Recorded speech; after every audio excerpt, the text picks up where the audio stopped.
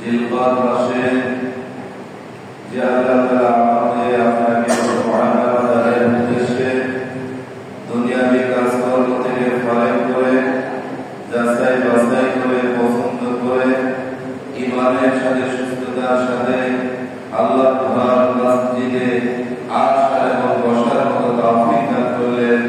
এই জন্য অন্তরের অন্তঃস্থল থেকে শুকরিয়া আদায় করি, সকলে বলি আলহামদুলিল্লাহ। এবং আমরা সকলে দরুদ সালাম নবী শাফাতুল মুস্তাফিন রাহমাতুল আলামিন খাতামুন নবিয়্যিন নবী মুহাম্মদুর রাসূলুল্লাহ সাল্লাল্লাহু আলাইহি ওয়াসাল্লাম। আল্লাহ সুবহানাহু ওয়া তাআলার আদেশ থেকে, কোরআন থেকে, হাদিস থেকে আমরা জানতে পারি আল হজ্জ আশহুরুন মা'লুমাত, হজের মাস নির্দিষ্ট, হজের মাস নির্ধারিত। আমরা তো হজের মূল কার্যাবলী জিলহজ মাসের 9-10 তারিখের দিকে আমরা স্থাপন করি, কিন্তু আল্লাহ সুবহানাহু ওয়া তাআলা আমাদেরকে জানিয়ে দিয়েছেন যে হজের মাস একটি নয়। এখানে সাধারণ 1 বছর, বহু বছরের আশহুর, এখানে একাধিক অর্থ বোঝানো হয়েছে। এভাবে উলামায়ে কেরাম একমত যে এই হজের মাস তিনটা হলো সুবহানাল্লাহ, শাওয়াল, জিলহজ, জিলহজ। কি বললাম? শাওয়াল, জিলহজ, জিলহজ, এই তিনটা মাস হলো হজের মাস। কিন্তু আমরা তো জানি হজের মাস শুধু জিলহজ মাসের 9-10 তারিখে, 9 তারিখ 8 তারিখে মুজদালিফা, 9 তারিখে আরাফার ময়দানে এবং 10 তারিখে তাওয়াফ করে কুরবানি করে তারা ঈদ উদযাপন করার মাধ্যমে হজের কার্যাবলী শেষ করে। তো পুরো 3 দিন, কিন্তু না, হজ কি জিনিস যদি আমরা বুঝতে পারি তাহলে অবশ্যই এই তিনটা কথাও ঠিক যে হজের মাস হলো তিনটা, শাওয়াল, জিলহজ এবং জিলহজ। হজ আজকে খুতবার আলোচ্য বিষয় যে হজের শাব্দিক অর্থ হলো ইচ্ছা করা, সংকল্প করা, ইরাদা করা, জিয়ারত করা, সাক্ষাৎ করা। অর্থাৎ হজ শব্দের অর্থ হলো কি? ইচ্ছা করা। স্বাভাবিকভাবে আমরা যারা হজে যেতে পারি বা না পারি, আমাদের নিয়ম আছে না নাই? কথা বলেন। আমাদের একটা ইচ্ছা আছে, আমাদের একটা সংকল্প আছে যে আমরা হজে যাব। সুতরাং সারা বছরের এই নিয়ম আমাদের আছে, এটা একটা হজের ইচ্ছা, এটা একটা হজ। আর নির্দিষ্টভাবে যারা বাইতুল্লাহ তাওয়াফের উদ্দেশ্যে, জিয়ারতের উদ্দেশ্যে, হজ করার উদ্দেশ্যে বের হচ্ছে, তাদের কার্যক্রম কিন্তু শাওয়াল মাস থেকে শুরু হয়ে যায়। হজ তো মূলত কয়েকদিন, কিন্তু সারা পৃথিবী আছে রাস্তা থেকে যারা যান শুধু তো 3 দিন আগেই যান। কথা বলেন, নাকি 1 মাস 1.5 মাস আগে চলে যান? এই যে আগে থেকে যান, কিংবা আগে থেকে হয়তো বাংলাদেশ থেকে এই রামবেদে চলে যান, অথবা সেখানে গিয়ে এই রামবেদে আগে উমরা পালন করে তারপরে হজের সময় হজের কার্যাবলী পালন করেন। এই যে আগে থেকে কার্যক্রম করছে, এগুলো কি ইচ্ছার ভিতরটা বাড়িয়ে? সুতরাং ইচ্ছা তো আগে হয়ে গেছে, সংকল্প তো আগে হয়ে গেছে, সুতরাং আপনার হজ তো শুভ আগে হয়ে গেছে। এবার ওই নির্দিষ্ট সময়ে নির্দিষ্ট কার্যাবলীর মাধ্যমে আপনাকে হজের কার্যাবলী সমাপ্ত করতে হবে। এই জন্য হজের সংজ্ঞার ব্যাপারে জাওয়াল মুফিদ মুনতাকার বলেন যে হজটা কি? والحج هو زيارة مقام مخصوص في وقت مخصوص بطريق مخصوص। বলে হজ হলো এমন যে নির্দিষ্ট জায়গা, নির্দিষ্ট স্থানকে সাক্ষাৎ করা, নির্দিষ্ট সময়ে এই সাক্ষাৎটা করা এবং নির্দিষ্ট পদ্ধতিতে সাক্ষাৎ করা। ওই নির্দিষ্ট সময়ের বাহিরে গেলেও হবে না। আমার কোরআন সুন্নাহর আলোকে শরীয়তের যে বিধান, এই বিধানের বাহিরে গেলেও কি হবে না।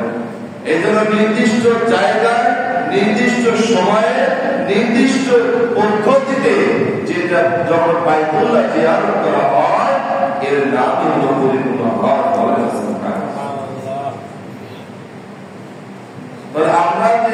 নিয়তটা করেছি, আমরা যে হজটা করেছি, সংকল্প করেছি, এটা সাধারণ একটা নিয়ত যে আমরা ওই পর্যায়ে ওই হজে যাওয়ার নিয়ত করেছি। আর যাদের নিয়তটা পাকাপোক্ত হয়ে গিয়েছে, আল্লাহ তাআলা কবুল করেছে, তাদের মাধ্যমে হজের কার্যাবলী কি হয়ে যায়? সমাপ্ত হয়ে যায়। হজের কার্যাবলীর মধ্যে ফরজ কার্যাবলী রয়েছে। একটা হলো ইহরাম বাঁধা, 2 নম্বর হলো আরাফার ময়দানে অবস্থান করা 9 জিলহজ তারিখ, এরপর 3 নম্বর হলো তাওয়াফ জিয়ারত করা, বাইতুল্লাহকে তাওয়াফ করা। এই 3টা কাজ হলো হাজিদের জন্য ফরজ। এরপর ওয়াজিব 5টি আমল আছে, সেটা হলো একটা হলো সাফা এবং মারওয়া পাহাড়ের মধ্যে সাই করা, মুজদালিফায় 8 জিলহজে অবস্থান করা, কঙ্কর নিক্ষেপ করা, শয়তানকে ঢের মারা, আছে না নাই? এটা হলো ওয়াজিব। 4 নম্বর হলো মাথা মুন্ডন করা, মাথাকে মুন্ডন করা। এরপর 5 নম্বর হলো বিদায়ী তাওয়াফ করা, সবশেষে আরেকবার বাইতুল্লাহ তাওয়াফ করা। এটা হাজিদের জন্য ওয়াজিব। সুতরাং এই ফরজ এবং ওয়াজিব এই কার্যাবলী সম্পন্ন করার মাধ্যমে হজটা পরিপূর্ণ হয়। বরাবর কি সম্মানিত আপনি তো আল্লাহ সুবহানাহু ওয়া তাআলা আমাদেরকে এই হজের নির্দেশনা দিয়েছেন, এই হজের আদেশ করেছেন। এই হজ সম্পর্কে কুরআনে পাকে এবং হাদিসে আলোচনা আছে না নাই? কথা বলেন। আমরা বসে আছি শুধু নিয়ত করেই আমরা হজে যাবো কি যাবো না। হজের সামর্থ্য আমার হচ্ছে কি হচ্ছে না, কয়জন চিন্তা করে আছে? এই জন্য আল্লাহ সুবহানাহু ওয়া তাআলা সূরা আল ইমরানের 97 নম্বর আয়াতে ইরশাদ করেন, ওয়ালিল্লাহি আলান নাসি হিজ্জুল বাইতি মান ইসতাতাআ ইলাইহি সাবিলা ওয়া মান কাফারা ফা ইন্নাল্লাহা গনিয়্যুন আনিল আলামিন। আল্লাহ সুবহানাহু ওয়া তাআলা যাদের বাইতুল্লাহ জিয়ারত করার মতো সামর্থ্য যাদের থাকে, যাদের সুযোগ হয়ে যায়, তাদের জন্য তাদের উপরে হজ ফরজ করেন। এই জন্য হজ ফরজের ক্ষেত্রে শর্ত হলো, কিন্তু শর্তাবলী আছে। এই শর্তাবলীর মধ্যে আয়াতের আলোকে 1 নম্বর শর্ত হলো বাইতুল্লাহ জিয়ারত করার কি থাকা, সামর্থ্য থাকা। এখন আমি আপনি চাইলে কি বাইতুল্লাহ জিয়ারত করতে পারবো? কথা বলেন। আমি আপনি পারবো।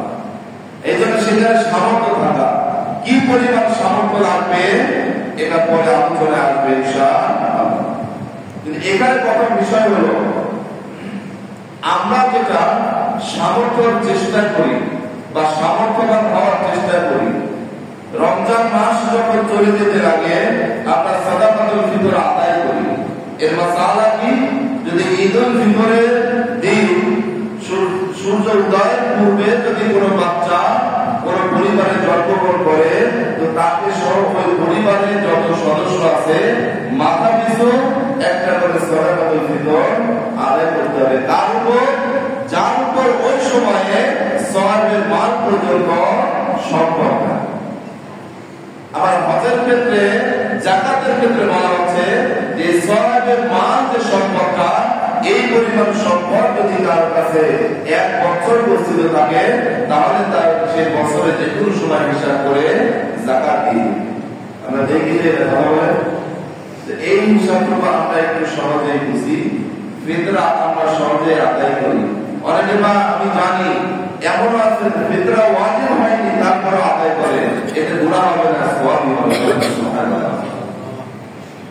কিন্তু হজ যাকাত ফরজ হয়েছে কিনা এটা আমরা অনেকে কিন্তু হিসাব করি, যে আমার ঋণ আছে কিনা, আমার ব্যাংকে কত টাকা আছে, আমার আয় ব্যয় কতটুকু আছে, ব্যবসা কতটুকু আছে, নগদ টাকা কতটুকু আছে, সোনা দানা কতটুকু আছে।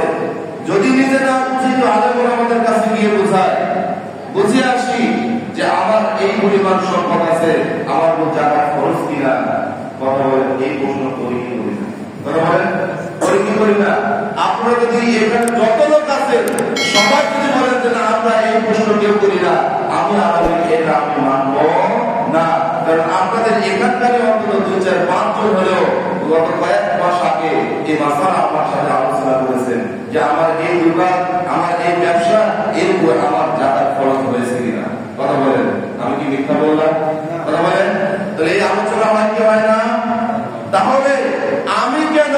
এই হজের মৌসুম আসার সময় কোন আলেম ওলামার কাছে কেন যাই না যে আমার উপর হজ ফরজ হয়েছে কিনা? কয়জন কি আমি প্রশ্ন করেছি বলেন? আল্লাহ তাআলার আদেশ যে তার বাইতুল্লাহ জিয়ারত করার সামর্থ্য হয়ে যায়, সেই ব্যক্তি যেন বাইতুল্লাহ জিয়ারত করে, তার উপরে হজ ফরজ। অথচ আমরা সম্পদ গোছাই, সম্পদ সঞ্চয় করি, সম্পদের পাহাড় করি, আবার এই সম্পদ দিয়ে দালান কোটা, একতলা 10 তলা বিল্ডিং করি, গাড়ি করি, বাড়ি করি, জমি নিয়ে ফেলায় রাখি যে এখন জমি কিনি, বাড়ি করতে পারি না পারি, 10 বছর পর বিক্রি করলে আমার 10 গুণ হয়ে যাবে। আছে না নাই কথা বলেন? একবারও কি আলেম আমাদের কাছে গিয়ে প্রশ্ন জিজ্ঞাসা করেছি, আমাকে এই পরিমাণ সম্পদ আছে, তো আমি জমি কিনবো না আমি বাড়ি করবো না আমি গাড়ি করবো না আমি ব্যাংকে সঞ্চয় করবো, নাকি আমার উপর হজ ফরজ হয়েছে আমি হজের প্রস্তুতি নেব? কয়জন নিয়েছি? এই জন্য যতটুকু আজকে আলোচনা হয় আমরা আলোচনাটা সুন্দরভাবে শোনার চেষ্টা করবো সকলে ইনশাআল্লাহ। আর যদি আমরা হজ ফরজ হয়ে যায় তো অবশ্যই এই বছর তো আর রেজিস্ট্রেশন করা সম্ভব নয়, আগামী বছর আমরা চেষ্টা করব। আল্লাহর কাছে দোয়া করবো, আল্লাহ আমার হজ ফরজ হয়েছিল আমি জানি না, তো আমি ভুল করেছি, মাফ করে দাও, আমি আগামী বছর হজে যাওয়ার নিয়ত করলাম, যেভাবে আমি সেটা চেষ্টা করবো। তারা যাই কি যায় ইনশাআল্লাহ? সম্মানিত হাজিরিন, এই জন্য আল্লাহ সুবহানাহু ওয়া তাআলা আমাদেরকে যে হজের আয়াত দিয়েছেন সূরা ইমরানের 97 নম্বর আয়াত, সেই আয়াতের আলোকে যাদের উপর হজ ফরজ হয়েছে হজ করতেই হবে। এরপরে অনেকের টাকা পয়সা ওদের অভাব নেই, অনেকের এত টাকার পরিমাণ আছে যে প্রত্যেক বছর একবার হজ করবে, তবু টাকার সম্পদ কমবে না, এরকম আছে না? কথা বলেন। তাহলে প্রশ্ন হলো, এই হজ জীবনে কতবার ফরজ? একবারই আদায় করবে নাকি সম্পদ আছে তো সম্পদের আলোকে আদায় করতেই থাকবে, আদায় করতেই থাকবে? যাকাত যেমন বছরে দিতেই থাকবে, ফিতরা যেমন বছরে দিতেই থাকবে, হজের বছর করতেই থাকবে। এই ব্যাপারে হাদিস শুনুন, মুসনাদে আহমদ শরীফের 1204 নম্বর হাদিস, রাসূলুল্লাহ সাল্লাল্লাহু আলাইহি ওয়াসাল্লাম বলেন, আল হাজ্জু মাররাতুন, হজ হলো জীবনে একবার। বলেন সুবহানাল্লাহ। হজ কয়বার? হজ যার উপর ফরজ হবে, হজ জীবনে ফরজ একবার। ফামান যাদা ফাহুয়া তাতাওয়্যু, যদি কেউ একবারের বেশি যদি কেউ দ্বিতীয়বার, দুইবার, তিনবার হজ করে, এটা তার ঐচ্ছিক, এটা ঐচ্ছিক সওয়াবের মধ্যে গণ্য হবে, এটা তার ফরজ হজ আদায় হবে না। তার মানে তার উপর আর ফরজই নেই। তাহলে হজ জীবনে কয়বার ফরজ? একবারই ফরজ। এজন্য শুধু একবারই। সম্মানিত হাজিরিন, এখন কথা হচ্ছে, আমি আপনি যদি হজ ফরজ হয়ে গেছে এরপরেও যদি হজ না করি, লাভটা ক্ষতি? কথা বলেন। আমার যদি টাকার কথা বলেন, লাভটা ক্ষতি? হজ ফরজ হয়ে গেছে অথচ আমি হজ আদায় করছি না, এমন লোক কি সমাজে আছে? কথা বলেন, আছে? যদি থাকেন সাবধান হয়ে যান। কারণ আরেকটি হাদিস আছে, হাদিসটা তাফসীরে কাসিরের ব্যাখ্যার মধ্যে আছে 578 পৃষ্ঠার মধ্যে। দেখেন এই ব্যাপারে ওমর ইবনে খাত্তাব রাদিয়াল্লাহু আনহু থেকে বর্ণিত আছে সহিহ সনদে, তিনি বর্ণনা করেছেন, মান আতাকাল হাজ্জা ওয়া লাম ইউহাজ্জু ওয়া লাম ইয়াহুজ্জু হাত্তা মাতা ফাসাওয়াবুন আলাইহি আন্নাহু মাতা ইয়াহুদিয়্যান আও নাসরানিয়্যান। খলিফাতুল মুসলিমিন ওমর ইবনে খাত্তাব রাদিয়াল্লাহু আনহু বলেছেন, যে ব্যক্তির উপর হজ ফরজ হয়ে গেছে অথচ সে হজ করলো না, হজ আদায় করলো না, হজ পালন করলো না, বসে বসে থাকলো যে এখন করবো না পরে করবো, সুযোগ পেলে করবো, না পেলে না করবো, এই ব্যাপারে যে বসে থাকবে, এই ব্যাপারে যে বিরত করবে, এই ব্যাপারে যে অনাদায় থাকবে, এরপরে বলছে হাত্তা মাতা ফাসাওয়াবুন আলাইহি, যদি এই ব্যক্তি হজ না করে সে যদি মৃত্যুবরণ করে, খলিফাতুল মুসলিমিন ওমর ইবনে খাত্তাব রাদিয়াল্লাহু আনহু বলেন যে ওই ব্যক্তি ইহুদি অবস্থায় মারা যাবে নাকি নাসারা অবস্থায় মারা যাবে, এটা আল্লাহর সাথে আর কোনো সম্পর্ক থাকবে না। বলেন, সে কি মুসলমান হয়ে মারা যাবে? কথা বলেন, ইমানদার হয়ে মারা যাবে? ওমর রাদিয়াল্লাহু হয়তো সে ইহুদি হয়ে মারা যাবে, অথবা সে কি নাসারা হয়ে খ্রিস্টান হয়ে মারা যাবে। এদের হজ ফরজ হয়েছে কিনা আমার হিসাব আমাকেই করতে হবে। যে আমি একটু ইনকাম শিখছি, আমার যে কোনো ব্যবসা চাকরি বাকরির মাধ্যমে আমার প্রতি মাসে হয়তো 20 থেকে 30,000 টাকা সংসারে খরচ লাগে, আমার ইনকাম তো 50,000 টাকা, আমার ইনকাম তো মাসে 1 লাখ টাকা। সুতরাং আমার এই মাসিক ইনকাম, মাসিক ব্যয়টা করার পরে আমি প্রতি মাসে 10,000, 20,000, 50,000, 1 লাখ টাকা করে আমি আলাদা সঞ্চয় করি। এরকম আছে না নাই? ডিপিএস রাখার কোনো আছে না নাই? কথা বলেন, এই ডিপিএস রাখার উদ্দেশ্য কি? যে রাখবো 5 বছরের জন্য অথবা 10 বছরের জন্য রাখবো, রাখার পরে এটা ভেঙে যখন অনেক টাকা হবে একটা ফ্ল্যাট কিনবো অথবা একটা বিল্ডিং দেবো অথবা আমি জমি কিনবো, এইরকম নিয়ম। কথা বলেন কি? কিন্তু আমি এই সঞ্চয়টা করছি, সঞ্চয় করে করে করে করে আমার উপর হজ ফরজ হয়ে যখন যাবে আমি হজ করবো, এরকম নিয়ম তারা করে। এই জন্য যাদের উপর যারা জমি জমা টাকা পয়সা এরকম মালিক হয়ে আছে অথচ হাতে যারা নিয়ে এখনো করছেন না, সাবধান। এই অবস্থায় যদি মৃত্যুবরণ করেন আপনি হাদিসের আলোকে আপনি হয়তো ইহুদি অথবা নাসারা হয়ে মারা যাবেন। সবাই একটা বলে নাউযুবিল্লাহ মিন যালিক। সম্মানিত হাজির, এই হজ ইসলামের 5টি ভিত্তি আছে। কালেমা, নামাজ, যাকাত, হজ, রোজা, এই 5টি ভিত্তি আছে। এই ভিত্তির উপর ইসলাম দাঁড়িয়ে আছে। আর আপনি যদি ইসলামের অনুসারী হন, আপনি যদি মুসলমান হয়ে থাকেন, সুতরাং আপনাকে 5টা জিনিসের উপর দাঁড়াতে হবে। কয়টা জিনিস? যেমন আমাদের শরীরকে দাঁড়ানোর জন্য 2টা জিনিস আছে। কি? 2টা পা। কথা বলেন ঠিক না? এখনই ধরেন একটা পা যদি না থাকে আমি আর দাঁড়িয়ে থাকতে পারবো? আমার তখন একটা লাঠি লাগবে। কথা বলেন ঠিক না? এই জন্য মুরব্বীরা বলে থাকে যে প্রথম শুরুকালে 4 পা, যৌবন বয়সে 2 পা, বৃদ্ধকালে 3 পা। কি বলে বুঝতে পারছেন? যখন শুরুকালে বাচ্চারা হাঁটা শেখে হামাগুড়ি দিয়ে হাঁটে, এই 2 হাঁটু এবং হাত কয় পা হলো? 4 পা হয়ে যায়। যুবক যখন থাকে তখন 2 পা দিয়ে হাঁটে, আর বৃদ্ধ যখন হয়ে যায় হাতে 8টা পা লাঠি নিয়ে হাঁটে। কথা বলেন, কিন্তু কমপক্ষে 2টা পাই যদি না থাকে আমি দাঁড়াতে পারবো? ঠিক এই একই ভাবে 5টা ভিত্তি, ইসলামের 5টা ভিত্তি। রাসূলুল্লাহ সাল্লাল্লাহু আলাইহি ওয়াসাল্লাম বলেছেন বুখারী ও মুসলিমের হাদিস, বুনিয়াল ইসলামু আলা খামস, শাহাদাতি আল্লাহ ইলাহা ইল্লাল্লাহ ওয়া আন্না মুহাম্মাদুর রাসূলুল্লাহ, ওয়া ইকামিস সালাহ, ওয়া ইতাইজ যাকাত, ওয়াল হজ, ওয়া সাওম রমাদান। এই 5টি ভিত্তির উপর ইসলাম প্রতিষ্ঠিত। সুতরাং কোন একটাকে বাদ দিয়ে কেউ ইসলামের উপর টিকতে পারবে তার ঈমানই পরিপূর্ণ।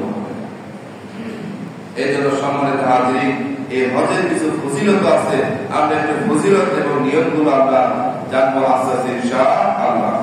সম্মানিত হাজির, এই হজের ফজিলতের ক্ষেত্রে সহিহ ইবনে হিব্বান এবং মুসনাদ আহমদ, সহিহ মুসলিম, সহিহ বুখারী একটি হাদিস আছে, যেভাবে হাদিসটি হযরত আবু হুরায়রা রাদিয়াল্লাহু আনহু বর্ণনা করেছেন। তিনি বলেন, আল উমরাতু ইলা উমরাহ, একটা উমরা থেকে আরেকটা উমরা, উমরাতে একাধিকবার করা যায়। কথা বলেন ঠিক না? হজের উমরা ফরজ, উমরা হলো সুন্নাহ। সুতরাং উমরা একবার কে 10 বার করতে পারেন, কোনো অসুবিধা নাই।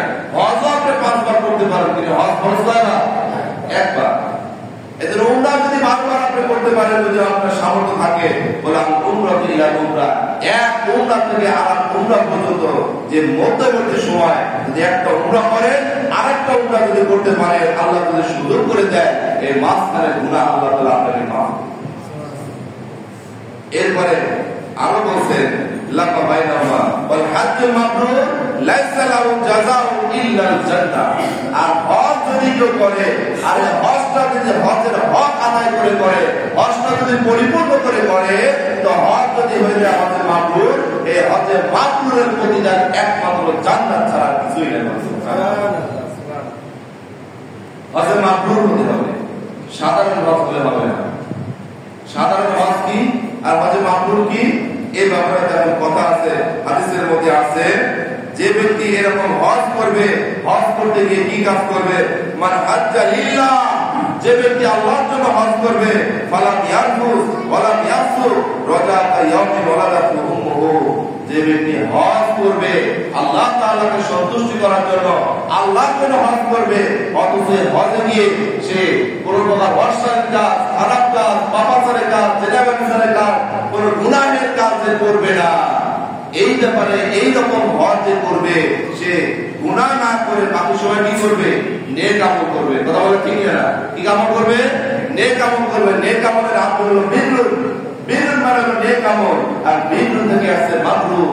আর সুতরাং যারা এই গুনাহ থেকে মুক্ত হয়ে বিরুল করবে, নেক আমলের মাধ্যমে হজ সম্পন্ন করবে, আল্লাহ রাসূল সাল্লাল্লাহু আলাইহি ওয়াসাল্লাম বলেছেন ওই ব্যক্তি হজ থেকে ফিরে আসবে শক্ত ভূমিষ্ঠ নিষ্পাপ শিশুর মতো। সুবহানাল্লাহ। যদি হজে মাবরুর হয় তাহলে তার জন্য এই ফজিলত সে নিষ্পাপ শিশুর মতো হয়ে আসবে। তাহলে হজটা কার জন্য করবে? কথা বলেন, হজটা কার জন্য? এই ব্যাপারে দেখেন হাদিসের মধ্যে আছে রাসূলুল্লাহ সাল্লাল্লাহু আলাইহি ওয়াসাল্লাম বলেছেন আল হাজ্জুল মাবরুর লাইসা লাহু জাযাউন ইল্লা জান্নাহ। আরেকটি হাদিসের মধ্যে আছে যে যদি হজটা যদি মাবরুর হয় তার প্রতিদান একমাত্র জান্নাত ব্যতীত কি কিছুই না। সম্মানিত হাজিরিন, এই ব্যাপারে সূরা বাকারার 156 নম্বর আয়াতের মধ্যে আছে গুরুত্বপূর্ণ একটি কথা। আল্লাহ সুবহানাহু ওয়া তাআলা বলেন ওয়া আতিমুল হাজ্জ ওয়াল উমরাতা লিল্লাহ। হজ এবং উমরা কার জন্য হবে? কথা বলেন, কার জন্য? জোরে একবার বলি, কার জন্য? ওয়া আতিমুল হাজ্জ ওয়াল উমরাতা লিল্লাহ। হজ এবং উমরা যাই করতে যাবে কেন সেটা কার জন্য? নাকি দুনিয়ার মানুষের জন্য? কথা বলেন, নাকি আল্লাহর জন্য? যে আল্লাহর জন্য হজে যায়, অনেক বান্দা আছে দেখবে হজে গিয়ে শুধু কাঁদে আর কাঁদে, নিজের পাপের জন্য কাঁদে আর কাঁদে। আছে না নাই? আছে না নাই? তাদেরকে দেখলে বোঝা যায় তারা হজ করতে আসছে অথবা উমরা করতে আসছে, তারা আল্লাহর জন্য। কথা বলেন ঠিক কিনা? কথা বলেন ঠিক কিনা? কিন্তু যারা হজে গিয়ে মক্কার পাশে গিয়ে কাবা ঘরের পাশে গিয়ে ঠিক এইরকম করে সেলফি তুলে ফেসবুকে আপলোড করে, তারা আল্লাহর জন্য না দুনিয়ার মানুষের জন্য? কথা বলে ভালো করে বুঝবেন, কার জন্য? দুনিয়ার মানুষের জন্য। এগুলো কি মানুষকে দেখানোর জিনিস? হয়তো আমি মানুষকে জানিয়ে যেতে পারি ভাই আমি দূর দেশে যাচ্ছি, আমি মক্কা মদিনায় যাচ্ছি হজ বা উমরার জন্য, আমাকে দোয়া করবে। হয়তো সফরে আমি ভালো যেতে পারি, আমি মাছ চেয়ে নিতে পারি, আমি দোয়া করতে পারি, দোয়া চেয়ে নিতে পারি, কিন্তু আমি গিয়ে আমি ফেসবুকে শুধু আপলোড করবো দেখো আমি হজ করেছি, দেখো আমি উমরা করেছি, এই যে মাকাম ইব্রাহিম, এই যে কাবা শরীফ, এই যে রাসূলের রওজা, এই যে অমুক জায়গা। এগুলো কার জন্য? কথা বলো। এগুলো কি শুধু ওয়াজ করে বোঝানোর জিনিস? আমার কি আকল ধরে না যে এগুলো কার জন্য? আল্লাহর জন্য। আল্লাহর জন্য যদি করতে হয় তাহলে মানুষকে দেখানোর কি আছে? সম্মানিত হাজিরিন, এই তো সাবধান হওয়া দরকার। অবশ্যই অবশ্যই আমাদের এই ব্যাপারে কি সাবধান হওয়া দরকার। ফজিলতের ক্ষেত্রে দেখেন আরেকটি বিষয় আছে, যখন যারা এই হজ করতে যাবে, হজে গিয়ে হাজরে আসওয়াদ মানে কালো একটা পাথর আছে, সেই পাথরকে চুম্বন করতে হয়। আছে না নাই? কথা বলেন। এখানে হজে বা উমরায় গেছেন কারা? একটু হাত তুলে দেখি। আলহামদুলিল্লাহ অনেকেই আছে কি হাজরে আসওয়াদ বা কালো পাথরে চুম্বন দেয়নি। এর ফজিলত কি? আল্লাহু আকবার, আল্লাহু আকবার। এই হাজরে আসওয়াদ সম্পর্কে একটি গুরুত্বপূর্ণ হাদিস আছে। এই হাদিসটাকে শুনবো আপনাদের। তিরমিজি শরীফের 877 নম্বর হাদিস। এই হাদিসটা যদি আমরা একটু বুঝতে পারি, একটু শুনতে পারি, আমাদের হজ না হলে অন্তত উমরা করার প্রতি আমাদের আগ্রহটা আরো বেড়ে যাবে ইনশাআল্লাহ। এই ব্যাপারে দেখেন হযরত আব্দুল্লাহ ইবনে আব্বাস রাদিয়াল্লাহু আনহু বর্ণনা করেন, তিনি বলেন قال رسول الله صلى الله عليه وسلم نزل الحجر الاسود من الجنه। এই হাজর আসওয়াদ পাথরটি জান্নাত থেকে নিয়ে আসা হয়েছে। বলেন সুবহানাল্লাহ। দুনিয়ায় একটা নিদর্শন যে মানুষ দুনিয়ায় থেকে জান্নাতি বস্তু দেখতে পায়। বলেন সুবহানাল্লাহ। জান্নাতের কোন জিনিস আর দেখা যায়? বলেন। ইব্রাহিম আলাইহিস সালাম যখন কুরবানি করেছিলেন, একটা দরবার হয়ে গিয়েছিল, জান্নাত থেকে নিয়ে আসা হয়েছিল, আমরা দেখতে পাই। কথা বলেন। কিন্তু এখন একটা নিদর্শন এই হাজরে আসওয়াদ, যেটা জান্নাতি পাথর, জান্নাত থেকে নিয়ে আসা হয়েছিল, এই পাথরটি দুনিয়ার মানুষ দেখতে পায়। দুনিয়ার মানুষ দেখতে পায়। ওই পাথরের নাম কি? হাজরে আসওয়াদ। হাজরে আসওয়াদ। আসওয়াদের মানে কালো, আর হাজরের মানে কি? পাথর, কালো পাথর। সেটা কালো পাথর হলো কেন? কালো পাথর নাম হলো কেন? দেখেন বিশ্বনবী এরপরে বলছেন ওয়া আসাদু বায়াদান মিনাল লাবান। আসাদু একটা কঠিন শব্দ, মানে একটা তাকিদমূলক, অবশ্যই বেশি, এর চেয়ে বেশি পারে না, এরকম একটা গুরুত্বপূর্ণ অর্থ দেয়। আসাধ্য ইন্না বাতশা রাব্বিকা লাশাদীদ, নিশ্চয়ই রবের যেদিন ধরবে, রবের পাকড়াও বড়ই কঠিন। কথা বলে ঠিক? এখানে বিশ্বনবী আসাধ্য শব্দটা ব্যবহার করেছে। লাবানুন মানে হলো দুধ। লাবানুন মানে কি? দুধ। বলে দুধের রং কি? লাল, হলুদ নাকি সাদা? এর যা সাদা হতে পারে? কথা বলেন। কিন্তু বিশ্বনবী এটা বলছেন ও আসাদুল বায়াদান মিনাল লাবান, এই হাজরে আসওয়াদের পাথরটি এটা দুধের চাইতে সাদা ছিল। বলেন না বাবা, কিছুটা দুধের চেয়ে সাদা ছিল। কালো হলো কেন? কথা বলেন, কালো হলো কেন?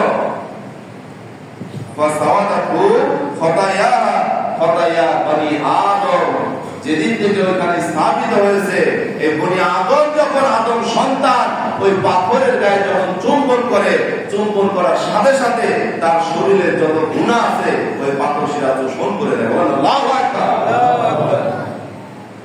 এই গুনাহ চুষতে চুষতে ওই সাদা পাথরটা বর্তমানে কালো হয়ে গেছে। এই জন্য নামও হয়ে গেছে হাজরে আসওয়াদ।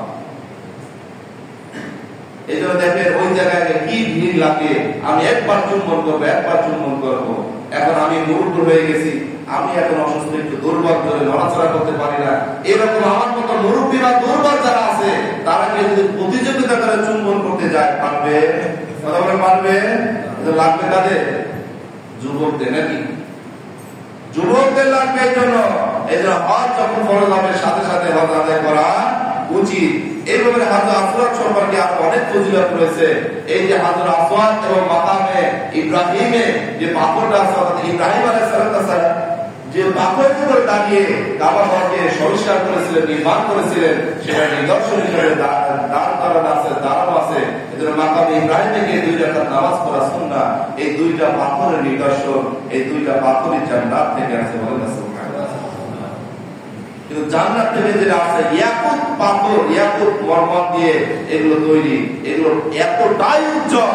আল্লাহ রাসূল সাল্লাল্লাহু আলাইহি ওয়াসাল্লামের হাদিস থেকে জানা যায় যে এর আলো আল্লাহ তাআলা নিভাই দিয়েছে। কি দিয়েছে বলেন? কি দিয়েছে বলেন? আচ্ছা, একটা সাধারণ ভাবে বলেন তো, আমাদের কমন সেন্স, আমাদের বুদ্ধি বিবেক, জান্নাতের কোন একটা আলোর তুলনায় এই সূর্যের আলো বেশি না কম? কথা বলেন।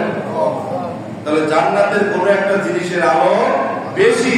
এই জন্য মাকাম ইব্রাহিমের পাথর এবং হাজরে আসওয়াদের এই কালো পাথরের আলোকে আল্লাহ বিলীন করে দিয়েছে। যদি না দিত, এই 2টা পাথরের আলোতে অন্য সকল আলো একটা বিলীন হয়ে গোটা দুনিয়ার সব কিছু আলোকিত হয়ে যেত। বলেন আল্লাহ। আর অনেক ফজিলত আছে, শেষ করতে পারবো না ইনশাআল্লাহ। এই জন্য সম্মানিত হাজিরিন, আমাদের অবশ্যই চিন্তা ভাবনা করা উচিত। যদি আমার উপর হজ ফরজ হয়ে থাকে তাহলে অবশ্যই আমি হজ করবো ইনশাআল্লাহ। এভাবে আল্লাহ রাসূল সাল্লাল্লাহু আলাইহি ওয়াসাল্লাম আদেশ করেছেন, ইয়া আইয়ুহান নাস ক্বাদ ফুরিদা আলাইকুমুল হাজ্জু ফাহুজ্জু, হে মানুষ সকল, আল্লাহ সুবহানাহু ওয়া তাআলা তোমাদের উপর হজকে ফরজ করেছে, সুতরাং তোমরা হজ করো। তাহলে আল্লাহ রাসূলের আদেশ আছে না নাই? আল্লাহর আদেশ আছে না নাই? সুতরাং হজ করতে হবে। কথা বলেন ঠিক কিনা? তাহলে হজ প্রতি বছরই ফরজ নয়, জীবনে একবারই হজ ফরজ। কিন্তু হজ প্রতি বছর বা একাধিকবার করলে তার সওয়াব হবে, এতে গুনাহের কোনো কিছু নেই। এবার মূল আলোচনায় আসি যে হজ কাদের উপর ফরজ, কারা কারা হজ করতে পারবে। এইবারে ব্যাপারে আসি। 1 নম্বর হলো হজ ফরজ হওয়ার জন্য 1 নম্বর শর্ত লাগবে হলো মুসলমান হওয়া। কি হওয়া?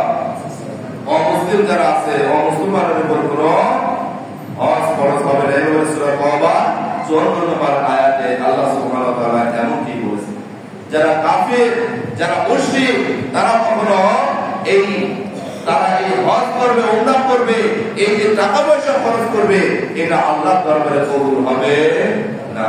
এই জন্য কাফের মুশরিক থেকে মুক্ত হয়ে আপনাকে ঈমানদার মুসলমান হতে হবে। এই জন্য 1 নম্বর কি? মুসলমান হওয়া। 1 নম্বর কি? মুসলমান হওয়া। নাম্বার 2, বোধ সম্পন্ন, বোধ শক্তি সম্পন্ন হওয়া, অর্থাৎ বুদ্ধি বিবেক থাকতে হবে। পাগল যারা, তাদের উপর কি হজ ফরজ? কথা বলেন, তাদের উপর হজ ফরজ নয়। এভাবে একটি হাদিস আছে, হাদিস আবু দাউদের 4403 নম্বর হাদিস, যে হাদিসের মধ্যে রাসূলুল্লাহ সাল্লাল্লাহু আলাইহি ওয়াসাল্লাম বলেছেন, রুফিয়াল কলামু আন সালাসা আনিন নাইম, 3 ব্যক্তি এমন আছে তাদের উপর থেকে আল্লাহর কলম উঠায় নেওয়া হয়েছে। এই কলম দ্বারা উদ্দেশ্য হলো শরীয়তের বিধান উঠায় দেওয়া হয়েছে।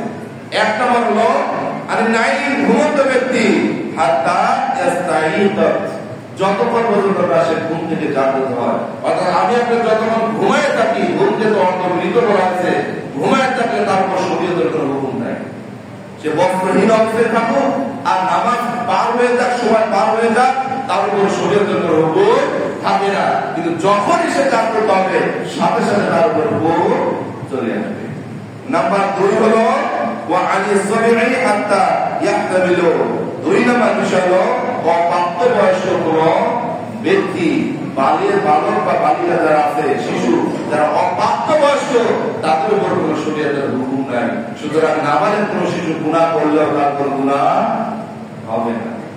কিন্তু মজার বিষয় হলো কোন নাবালক শিশু যদি সোয়াবের কোন কিছু করে, আমরা তো হয়তো 7 বছরের পর থেকে বালেগ হওয়া আস্তে আস্তে আমরা শুরু করি, 10 বছরে সে বালেগ হয়ে যায়, কিন্তু এর আগে কোন শিশু কি সোয়াবের কাজ করে না? কথা বলেন।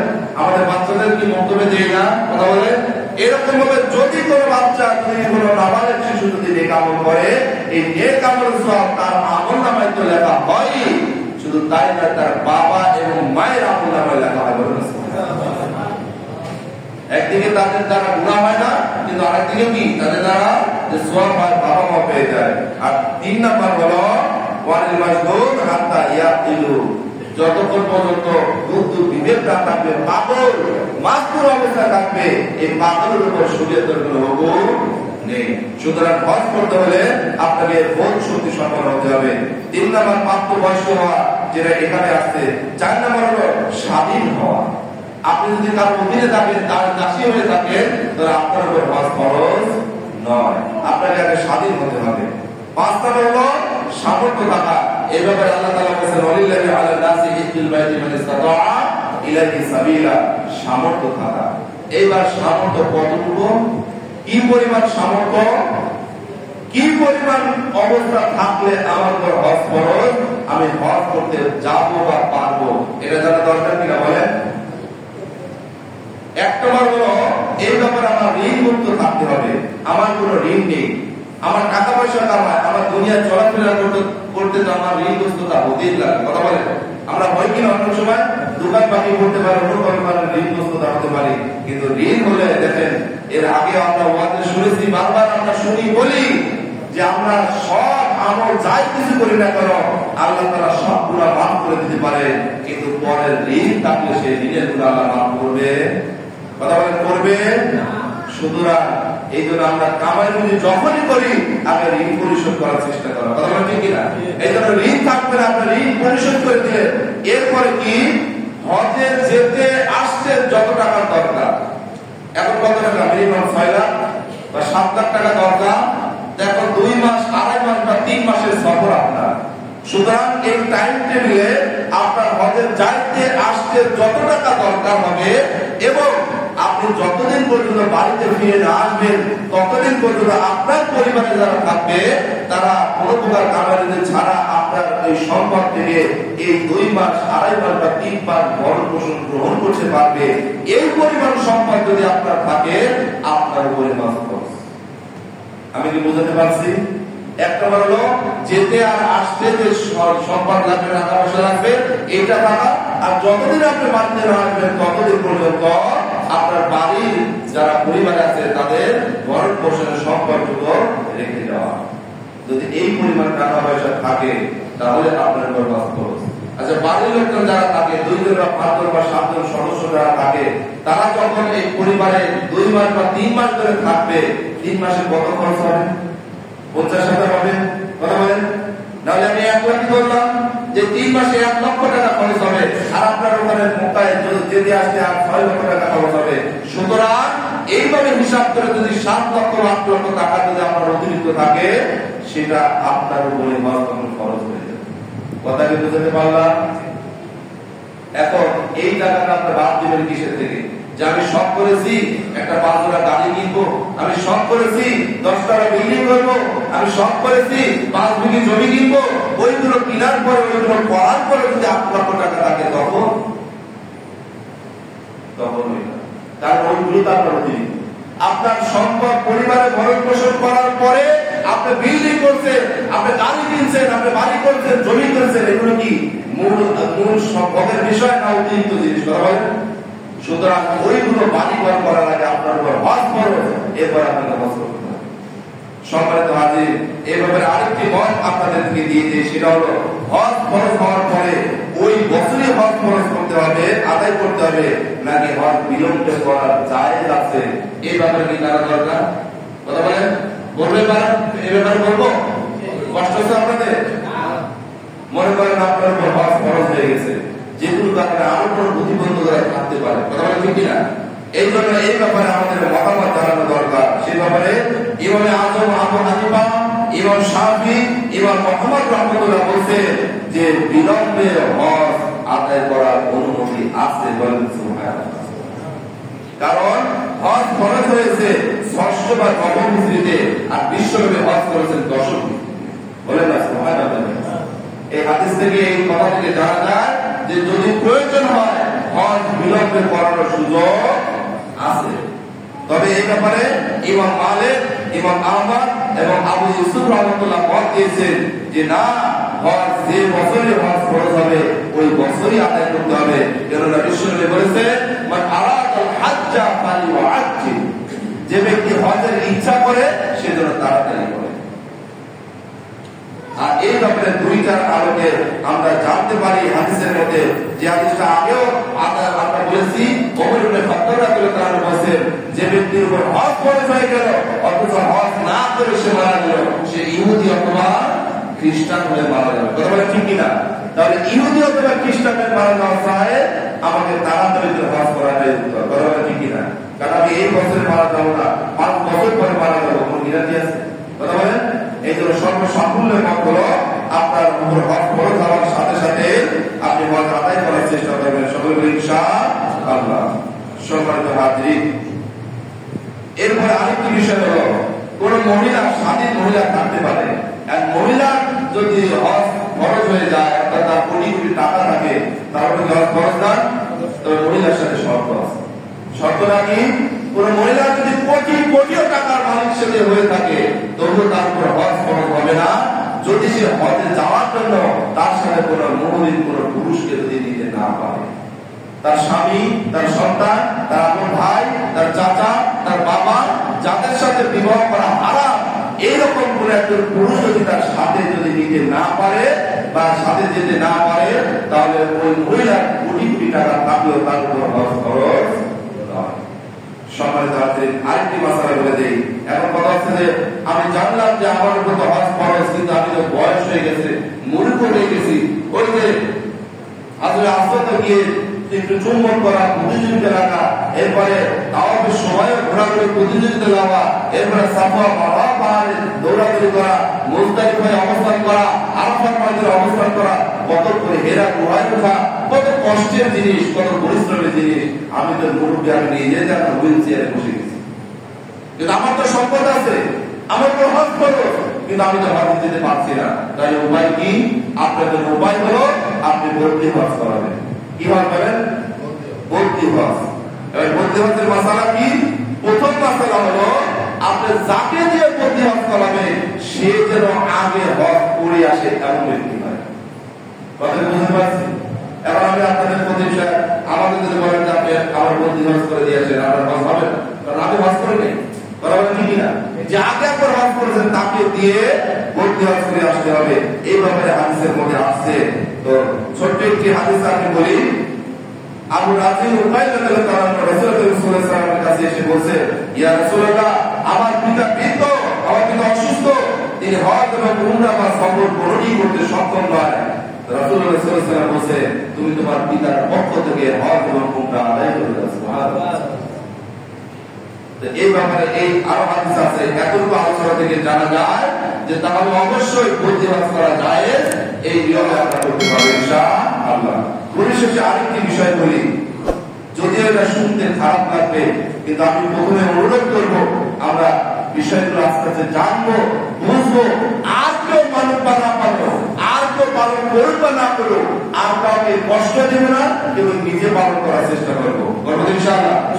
কাউকে এই ব্যাপারে অভিশাপ দেবো কাউকে এভাবে গালি দেবো, কাউকে নিয়ে এভাবে প্রযুক্তি করবো, কথা বলেন? যদি বলেন যে প্রযুক্তি করবো, তাহলে এই ব্যাপারে আমি আর বলবো না। কি বলবো? যেটা হলো ইসলাম বা শরীয়ত সম্মত ভাবে যেটা কোনোভাবে সাপোর্ট করে না, শুধু আমরা নিজেদের বানিয়ে নিয়েছি, সেটা হলো কি, যারা হজ করে আসে তাদের নামের আগে হাজি আর হাত লাগিয়ে দেওয়া হয়। আছে না নাই? এটা লাগানোর বিশেষত্ব। হজ একটা ইবাদত না, কথা বলেন? ইসলামের 5টা ভিত্তির মধ্যে একটা না, কথা বলেন? হজ করে আসলে যদি আপনার উপর হাজি লাগানো হয়, আপনি একটা মাস আপনি রোজা রাখলেন, তাহলে আপনাদের তো 6 বলে রাখে না, কথা বলেন? যে রোজা রাখবে রোজাটা কি বলে? 6। সুতরাং আপনাদের তো কেউ 6 বলে রাখে না। আমিও তো কাউকে বলে রাখ, ভাই আমি তো প্রতি বছরই 30 টাকা রোজা করি, তাহলে আমাদের 6 বলে রাখবো, কে বলেন? এখন বলেন? তাহলে হজ করে এসে কেন বলেন যে আমাকে হাজি বলো, অথবা আমার নামের আগে হাজি লাগাও? এটা লোক দেখানো কিছুই না। তারা অনেক হাজির সাথে আমার কথা হয়েছে, তাদেরকে বোঝাতে গেলে একবার ডাইরেক্ট আমাকে এইভাবে বলছে যে 3 লাখ 5 লাখ টাকা খরচ করে হজ করে আসলাম, আর আমি হাজি লাগাবো না? কথা বলেন ঠিক কিনা? আপনি হাজি লাগান, যদি কেউ লাগায় বা আরেকজন যদি কেউ হাজি কাউকে সম্বোধন করে বলে যে হজ করে আসেন আপনি, সেটা তার ব্যাপার, কিন্তু এগুলো শরীয়ত সম্মত কোনো বিষয় না। আমাদের উচিত হবে এগুলো থেকে বিরত থাকা। বিশ্বনবী হজ করেছেন কিনা বলেন? সাহাবারা হজ করেছেন কিনা? তাবেঈনরা হজ করেছেন কিনা? কোন একজনের নামের আগে হাজি লেখা আছে? আর হাজ লেখা আছে? আমরা কেন লাগাবো? এগুলো রিয়া, এগুলো লোক দেখানো আমল। এই আমলগুলো থেকে আমরা বিরত থাকার চেষ্টা করব। সবাই ইনশাআল্লাহ, আমরা ইনশাআল্লাহ। আল্লাহ তাআলা আমাদের তৌফিক দান করুন। সবাই মিলে আল্লাহুম্মা আমিন। ওয়া আখিরু দাওয়ানা আলহামদুলিল্লাহি রাব্বিল